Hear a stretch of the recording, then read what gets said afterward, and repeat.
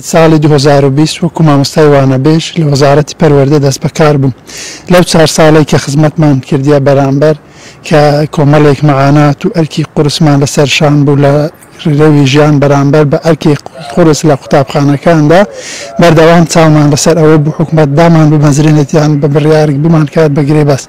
سوپاس بۆ جەنابی سەرۆکی حکومەت کاک مەسرور بارزانی کە لە کۆتاییدا ئەو مژدە خۆشە ڕاگەیاند و بڕیاریدا هەموو مامۆستایانی وانەبێژ بکرێن بەگرێ بەست. دڵخۆشیەکەی زیاتر لەوەیدایە کە هەموو مامۆستایانی وانەبێژ بەبێ جیاوازی بکرێن بەگرێ بەست.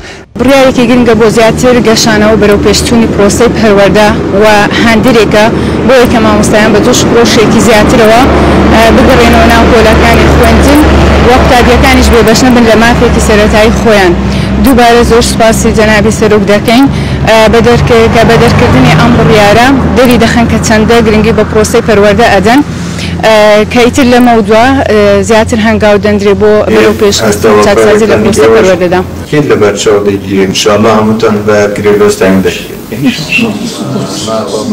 2014 کاتێکەوە دامەزراندن ڕاوەستاوە کۆی پرۆسەی میلاکاتی وەزارەتی پەروەردە بە مامۆستایانی وانەبێژ پڕکرایەوەکەوە هەیەە 15 ساڵ هەیەە 14 ساڵ زیاتر وانەبێژووە لە سیدەکانش لەبەرەوەی مامۆستایانی میلاک لە مێژەوە نەقل کراینەوە و هاچوونە شوێنەکانی خۆیان کۆی خەڵکی ئێرانە بوویتە مامۆستای وانەبێژ و هەروەها میلاکاتەکەی پڕکردیتەوە.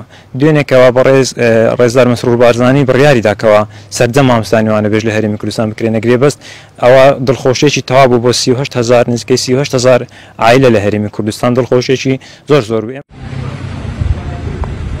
لە کابینەی نوێمی حکوومەتی هەرێمی کوردستان بە سەرۆکاتی براگەورە مەسرور بارزانی دوو بڕیاری زۆر گرنگ دران بۆ چینی مامۆستایان ئەویش بڕیاری بە هەمیشەیکردنی مامۆستایانی گرێبەست و هەروە دوێنێش ئێمە هەموو شاهید ئەوە بوون کە براگەورە بڕیاریدا تەواوی مامۆستایانی وانەبێژ بکرێن با گرێبەست.